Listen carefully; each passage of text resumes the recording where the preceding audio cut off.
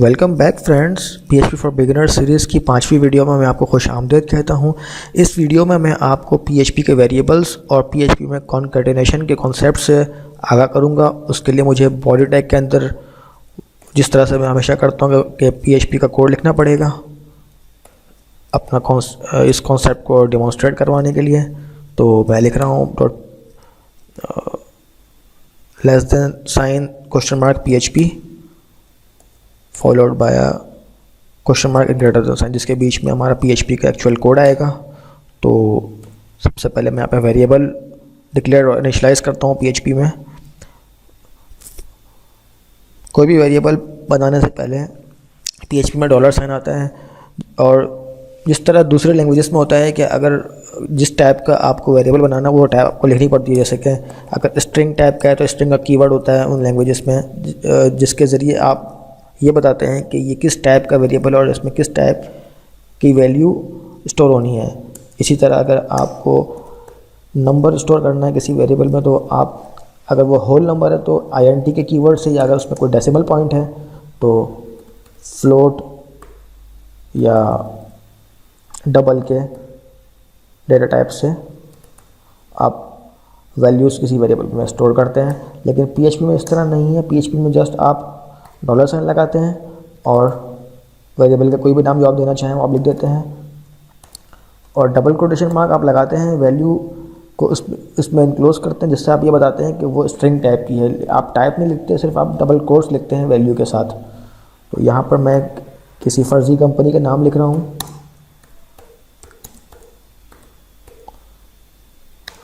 उस कंपनी का street address लिखने के लिए मैंने स्ट्रीट के नाम से वेरिएबल बनाया, और उसमें मैं 1 2 3 नंबर दे दिया ताकि डेसिमल पॉइंट वाले वेरिएबल की भी डेमोन्स्ट्रेशन हो जाए। तो मैं फ्लोट के नाम से एक वेरिएबल बना रहा हूँ, जिसके साथ मैं 10.5 वैल्यू असाइन कर दूंगा। तो ये जो है सबसे ऊपर डॉलर साइन नेम के साथ जो है वो स्ट्रिंग का वेरिएबल है। इसकी डेटा टाइप स्ट्रिंग है, लेकिन जैसे कि मैंने पहले बताया कि PHP में कोई ज़रूरत नहीं है कि आप डेटा टाइप यहाँ पर लिखें तभी आप उस टाइप का वेरिएबल बना पाएंगे। इसी तरह से ये जो है वो न्यूमेरिकल टाइप है और ये फ्लोटिंग टाइप का वेरिएबल है। तो अब कॉन्कैटिनेशन के बारे में बताने के लिए मुझे को आउट करना पड़ेगा कुछ, जिससे मैं आपको यह बता पाऊंगा कि कॉन्कैटिनेशन किस तरह से PHP में होती है। मैं आपको यहाँ पर 2 तरीके बताऊंगा जिस तरह से वेरिएबल्स इको के स्टेटमेंट के साथ अटैच होते हैं। सबसे पहले मैं आसान तरीका बता दूँ। पहले इसमें डबल कोट लगाते हैं और मैं कोई भी फर्जी स्ट्रिंग लिख दूँ इसके अंदर,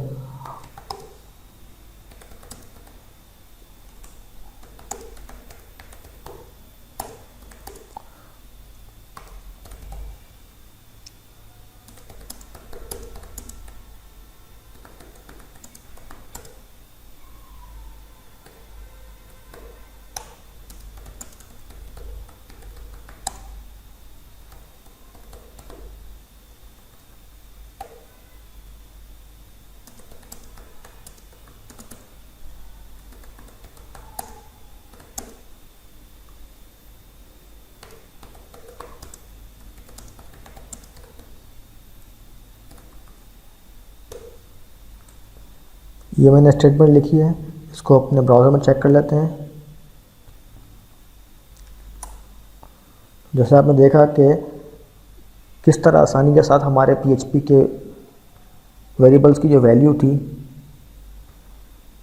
हमारे इको के स्टेटमेंट में एम्बेड हो गई। ये दूसरी वेरिएबल की वैल्यू, ये तीसरे फ्लोट वाले वेरिएबल की वैल्यू। एक और तरीका है जिसमें हम अपने PHP के वेरिएबल्स को इको के स्ट्रिंग के साथ अटैच कर सकते हैं, वो मैं आपको बताता हूँ किस तरह होता है।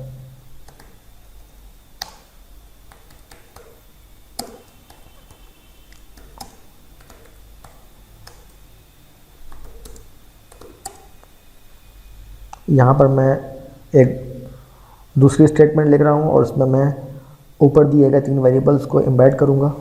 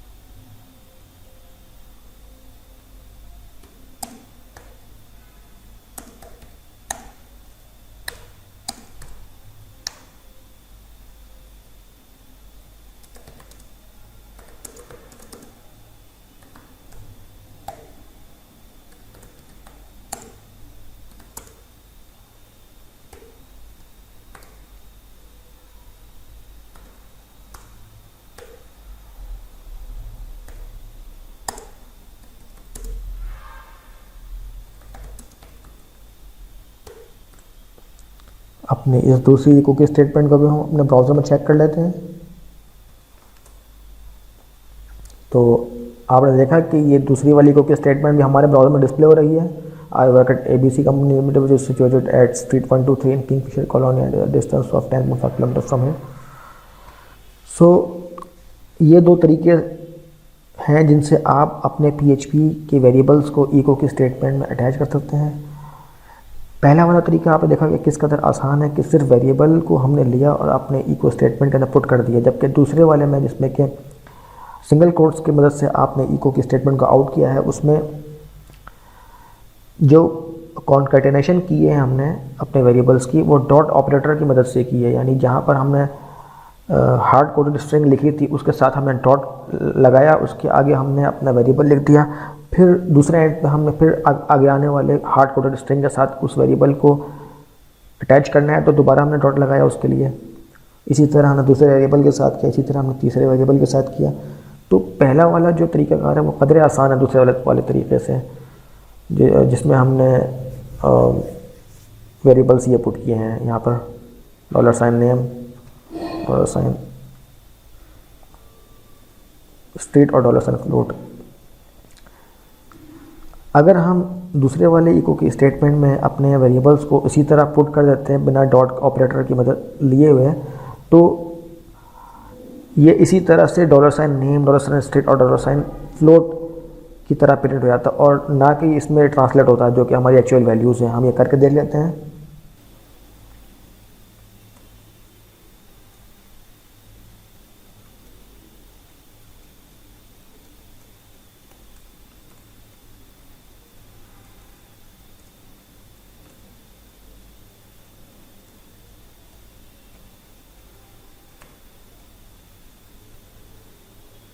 तो यहाँ पर मैं अपने डबल कोट्स को सिंगल कोट्स से रिप्लेस कर दूँगा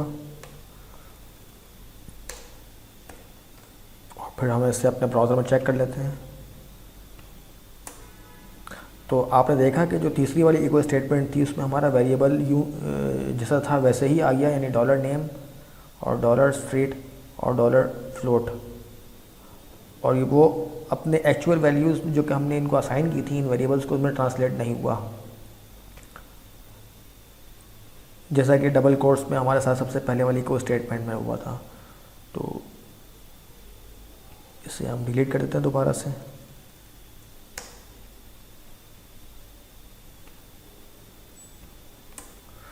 तो ये वीडियो हमारी थी एक्चुअली